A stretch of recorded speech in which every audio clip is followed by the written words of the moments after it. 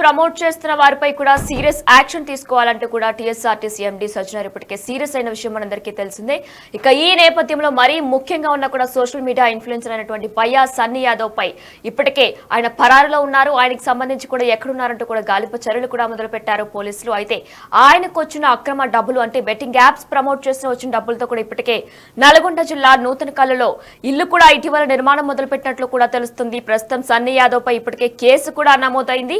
అలానే దీనికి సంబంధించి ఇంటి దగ్గర కూడా హడావడి వాతావరణం నెలకొంది. అయితే ఈ బెట్టింగ్ యాప్స్ ప్రమోట్ చేసి దాని నుంచి వచ్చిన డబ్బులతోనే ఇల్లు నిర్మాణం, కార్లు కొన్నట్లు, ఇంకా ఇతరితర వాటిలో కూడా డబ్బులు ఖర్చు పెట్టినట్లు కూడా తెలుస్తుంది. ఈ డబ్బులతోనే ప్రస్తుతం నల్గొండ జిల్లా నూతనకల్లులో బయ్యా సన్నీ యాదవ్ ఇల్లు కూడా నిర్మాణం మొదలు పెట్టారు. అయితే అక్కడ ప్రస్తుతం ఇంటి దగ్గర బయ్యా సన్నీ యాదవ్ ఇంటి దగ్గర హడావడి వాతావరణం నెలకొంది. సన్నీ యాదవ్ పై ఇటీవల కేసు కూడా నమోదైంది. దానికి సంబంధించి సన్నీ యాదవ్ ఎక్కడున్నారనే కోణంలో కూడా పోలీసులు దర్యాప్తు చర్యలు కొనసాగిస్తున్నారు. ఎక్కడ ఉన్నాడు అనే దానిపై ఇప్పటి వరకు కూడా సమాచారం కూడా లేదు. ప్రస్తుతం పరారులోనే ఉన్నాడు, ఇక్కడే ఉన్నాడా, వేరే రాష్ట్రానికి ఏమైనా వెళ్ళడా లేదా దేశానికి ఏమైనా వెళ్ళడా అనే కోణంలో కూడా పోలీసులు దర్యాప్తు కొనసాగిస్తున్నారు. రైట్, ఇదే అంశంపై మరింత సమాచారం మా ప్రతినిధి రమేష్ లైవ్ లో అందిస్తారు. ఎస్ రమేష్, అయితే ఈ బెట్టింగ్ యాప్స్ ప్రమోషన్ వల్ల వచ్చిన డబ్బులతోనే ఇల్లు నిర్మాణం చేపట్టినట్లు కూడా తెలుస్తుంది. అయితే అక్కడ హడావడి వాతావరణం నెలకొన్నట్లు కూడా తెలుస్తుంది. పోలీసులు ఏమంటున్నారు, సన్నీ యాదవ్ గురించి ఏమైనా తెలిసింది, అప్డేట్స్ ఏంటి? రైట్, ప్రస్తుతం మనం సూర్యాపేట జిల్లా నూతన్కల్ ఏదైతే ఒక మారుమూల ప్రాంతం అని చెప్పొచ్చు, మారుమూల ప్రాంతం ఆ సొంత గ్రామం నూతన్కల్ గ్రామానికి చెందినటువంటి బయ్యా సన్నీ యాదవ్ ఆ చిన్న ఏజ్ లోనే ఒక పెద్ద ఎత్తున కూడా ఒక ఫాలోవర్స్ ని అయితే సంపాదించుకోవడం జరిగింది. ఇంటర్నేషనల్ బైక్ రైడర్ గా ఆయన దేశ విదేశాలు కూడా చుట్టొచ్చినటువంటి పరిస్థితి అంతవరకు బాగానే ఉంది. కానీ ఇప్పుడు బెట్టింగ్ యాప్స్ లో ఆ మారడంతో కూడా అతనిపై సుమోటోగా పోలీసులు కూడా కేసు నమోదు చేసుకోవడం జరిగింది. కొద్దిసేపు క్రితమే ఎస్పీ కూడా మాట్లాడుతూ కూడా త్వరలోనే పట్టుకుంటాం, అరెస్ట్ చేస్తామని కూడా చెప్పడం జరిగింది. అయితే ఒకసారి బయ్యా సన్నీ యాదవ్ ఆ ఫ్యామిలీ బ్యాక్గ్రౌండ్ చూసినట్లయితే వాళ్ళ ఫాదర్ ఇక్కడ మెడికల్ షాప్ గత కొంతకాలం నుంచి కూడా వారు మెడికల్ షాప్ ని నిర్వహిస్తూ కూడా ఉపాధి పొందుతారు. అదేవిధంగా బయ్యా సన్నీ యాదవ్ సోదరుడు ఆ పక్కనే మెడికల్ షాప్ పక్కనే కూడా మొబైల్ షాప్ కూడా పెట్టుకొని ఉంటున్నటువంటి పరిస్థితి. అయితే బయ్యా సన్నీ యాదవ్ ఎప్పుడు కూడా ఈ గ్రామానికి వాళ్ళ ఊరికి సొంత గ్రామానికి రావడం చాలా తక్కువ అని చెప్పవచ్చు. లాస్ట్ ఒక 4 months కింద కూడా ఈ గ్రామానికి రావడం జరిగింది. మనం ఆ వీడియో కూడా చూడడం జరిగింది. అప్పుడు ఆ వీడియో వచ్చినప్పుడు కూడా బయ్యా సన్నీ యాదవ్ ఇదే ఇల్లు అప్పుడు కన్స్ట్రక్షన్ లో ఉన్నటువంటి తన ఇల్లుని కూడా చూయించి కూడా పోస్ట్ చేయడం జరిగింది. అదే ఆ చివరిసారి మళ్ళీ ఇంతవరకు గ్రామానికి వచ్చినటువంటి పరిస్థితి లేదు. అయితే ఈ వార్త ఎప్పుడైతే సుమోటోగా కేసు నమోదైందో అప్పటి నుంచి కూడా మొత్తం ఆ పోలీసులు కూడా ఒక అన్వేషణ మొదలైంది. కానీ తల్లిదండ్రులు మాత్రం పూర్తిగా అతను ఒక బైక్ రైడర్ గా తెలుసు, అతను తరచూ ఈ విధంగా ఉంటారు, కానీ బెట్టింగ్ యాప్స్ గురించి కానీ ఇలాంటి విషయాల గురించి తనకేమీ తెలియదని కూడా అంటున్నారు. చివరిగా 4 months క్రితమే తమ నివాసానికి రావడం జరిగింది. ఫోన్ లో కూడా మాట్లాడడం చాలా తక్కువ, ఎప్పుడైనా మాట్లాడినా కానీ ఎప్పుడో ఒకసారి ఫోన్ మాట్లాడతారు, అంతేకాని తనకు ఏ విషయం తెలియదని చెప్తున్నారు. చూస్తున్నాం బయ్యా సన్నీ యాదవ్ యొక్క నివాసం చూస్తున్నాం. ఇది ఒక విశాలమైన భవనం అని చెప్పినా కానీ కుటుంబ సభ్యులు కొద్దిసేపు క్రితమే ఆ సన్నీ యాదవ్ తమ్ముడు కూడా ఇక్కడ మనతో కూడా ఆర్గ్యుమెంట్ చేయడం జరిగింది. ఏంటంటే అసలు మేము ఉన్నటువంటి ల్యాండ్ ను బయట ఉన్నటువంటి ల్యాండ్ ను అమ్మేసుకొని ఇక్కడ ఇల్లు నిర్మాణం చేస్తున్నాం, కానీ సన్నీ యాదవ్ ఏదో 30 కోట్లు బెట్టింగ్ లో వచ్చారు, ఈ విధంగా రకరకాల వార్తలు చేస్తున్నారని కూడా సన్నీ యాదవ్ తమ్ముడు చెప్తున్నారు. సన్నీ యాదవ్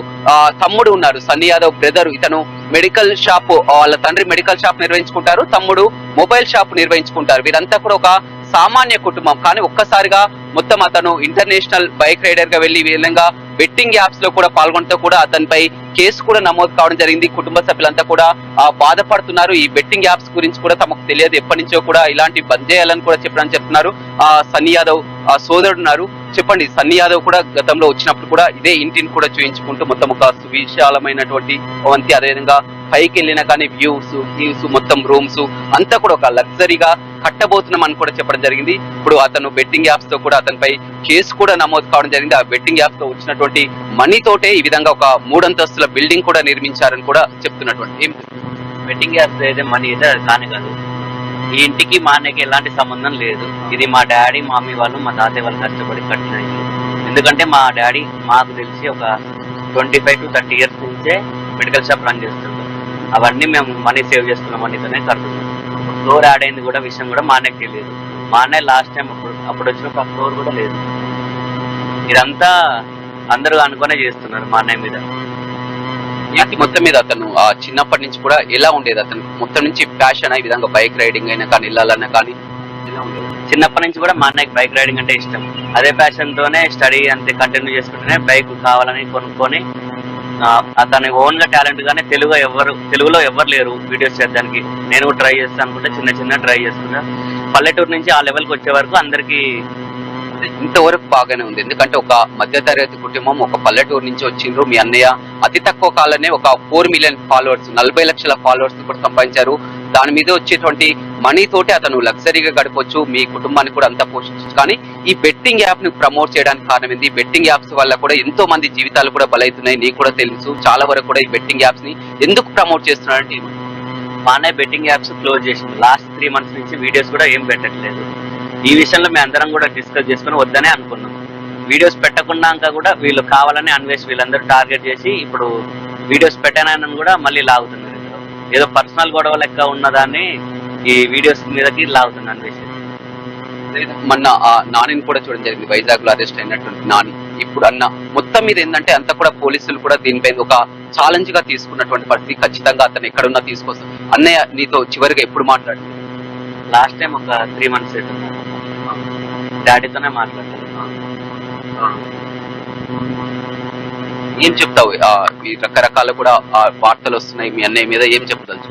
అసలు ఇంటికి మా అన్నయ్యకైతే ఎలాంటి సంబంధం లేదు. అందరూ వస్తున్నారు, ఫొటోస్ తీసుకుంటున్నారు, వెళ్తున్నారు. వాళ్ళకి నచ్చింది వాళ్ళు మాట్లాడుతున్నారు. వచ్చి మమ్మల్ని కన్సల్ట్ అవ్వట్లేదు. కనీసం వస్తున్నారు, షాప్ ముందుకు వస్తున్నారు, షాప్ ఫోటో ఇస్తారు. బయస్ అని వాళ్ళ షాప్. బయస్ అని షాప్ ఎందుకు అవుతుంది? మా డాడీ షాప్ అవుతుంది.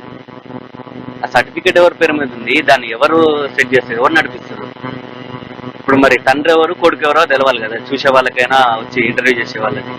ఏమంటున్నారు అమ్మా నాన్నలు కూడా? ఎందుకంటే ఈ విషయం తెలుసుకున్నాను చూడ వాళ్ళు కొద్దిసేపు మనం కూడా మాట్లాడడం జరిగింది. కానీ అమ్మ నాన్నలు ఆ 2 షాపులు కూడా మేము సొంతంగా పెట్టుకున్నాం. ఇప్పుడు సన్నీ పెట్టించిందని కూడా అంటారు. వాళ్ళకి ఏం తెలుసు? మా డాడీ పెట్టించిన షాప్ అది మా డాడీ ఓన్ గా పెట్టుకున్న షాప్. సన్నీ వచ్చి ఆ రోజు మొత్తం కూడా వీడియో చేసి తన ఇల్లుని నిర్మించకపోతున్న ఇల్లు మొత్తం సువిశాలమైనటువంటి మొత్తం కూడా వ్యూ ఈ విధంగా చూపించింది. త్వరలోనే పూర్తి అవుతుంది. మా సబ్స్క్రైబర్స్ అందరినీ కూడా తీసుకొచ్చి ఇక్కడ వారికి ఒక లంచ్ డిన్నర్ ఏర్పాటు చేయాలని కూడా సబ్స్క్రైబర్స్ అందరినీ కూడా తీసుకొని వస్తా.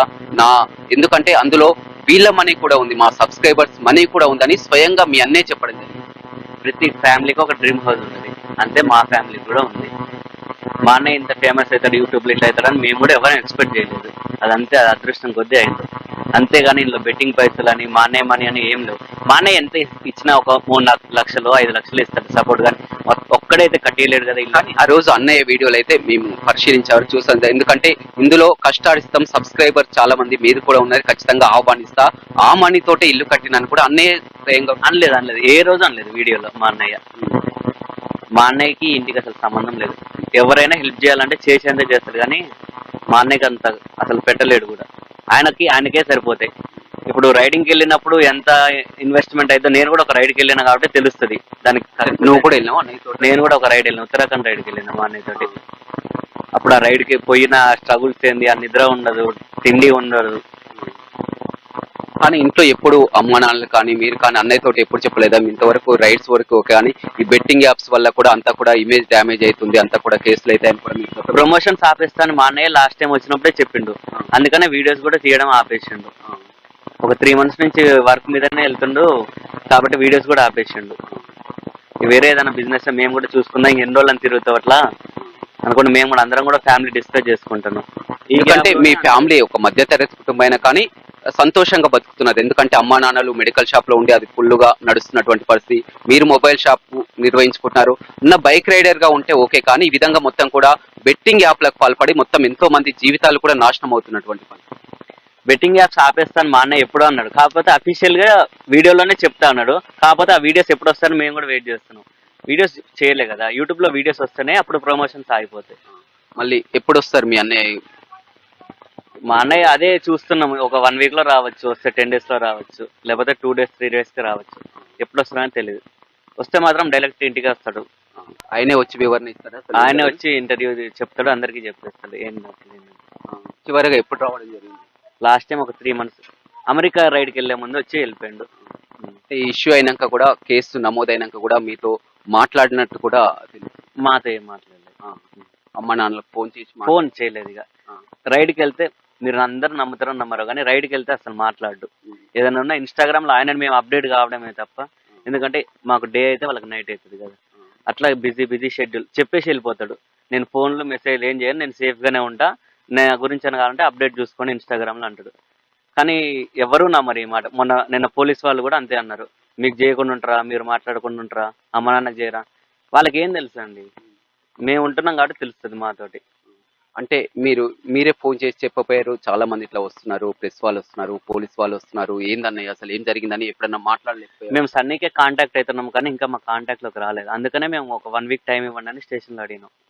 ఒకవేళ సన్నీకి కాంటాక్ట్ అయితే కూడా ఏమని చెప్తారు, ఏం మాట్లాడారు? ఇండియాకి అయితే వస్తాడు ఫస్ట్. ఇండియాకి వచ్చిన తర్వాత అన్నయ్య మీద పెట్టిన ఎఫ్ఐఆర్ని అదంతా క్లియర్ చేసేసుకొని బెట్టింగ్ యాప్స్ అయితే ఆపేసిండు, చేయట్లేడు. బెట్టింగ్ యాప్స్ చేయగా కూడా 3 months అయిపోతుంది. ఇప్పుడు ఏంటి, కేసు అయితే నమోదైంది, ఖచ్చితంగా అరెస్ట్ చేస్తామని కూడా పోలీసులు అంటున్నారు. మీరేంటి న్యాయస్థానాన్ని ఆశ్రయిస్తారా, ఏం చేయబోతున్నారు? లీగల్ గా ఎలా ఉంటే అంతే, మేము కూడా లీగల్ గానే ఫాలో అవుతాం. ఏమనుకుంటున్నావు ఈ న్యూస్ మీకు ఎప్పుడైతే తెలిసిన కాడి నుంచి కూడా ఏమనిపిస్తుంది? ఎందుకంటే నిన్నమన్నటి వరకు కూడా ఒక పెద్ద ఫాలోయింగ్ మొత్తం కూడా గ్రామంలో కానీ జిల్లాలో కానీ ఒక చిన్న స్థాయి నుంచి కూడా అంత పెద్ద ఇంటర్నేషనల్ బైక్ రైడర్ గా వెళ్ళినటువంటి పరిస్థితి. కానీ ఈ బెట్టింగ్ యాప్స్ లో మొత్తం కూడా ఎప్పుడైతే కేసు నమోదు కావడం అప్పటి నుంచి పోలీసులు అని మొత్తం మీడియా అని మొత్తం కూడా భయ్యా శ్రీనివాస్ యాదవ్ మెడికల్ షాప్ దగ్గర కానీ గ్రామానికి రావడం ఏమనిపిస్తుంది? అందరూ అన్వేష్ వర్షనే వింటున్నారు కానీ మరి మా వర్షన్ కూడా వినాలి. అతను ఇండియాకి రావట్లేదు. అతను ఎందుకు రావట్లేదు? అతని మీద కూడా ఎఫ్ఐఆర్ ఉంది. 5 years నుంచి ఇండియాకి రావట్లేదు.